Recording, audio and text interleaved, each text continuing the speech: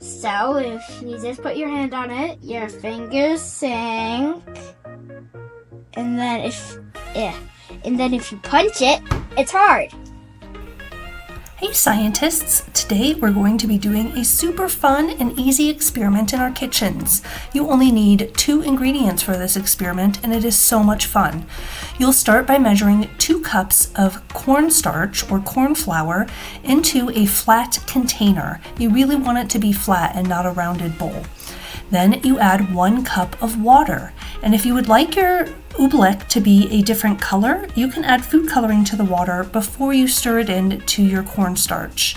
Then you mix it, which can be a bit challenging, but is part of the fun as you get it all mixed up.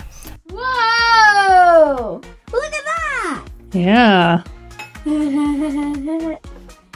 Mix it. It's hard to mix it because it keeps getting hard. Mm-hmm. See how hard it is? See how hard it is for me to pick it up? Yeah. And then my fingers are just like, what is happening to this?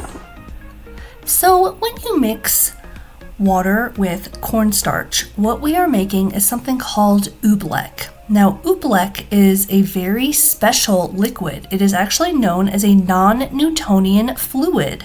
Now, what does that mean? Well, if we think about our different states of matter, we have liquids, solids, and gases.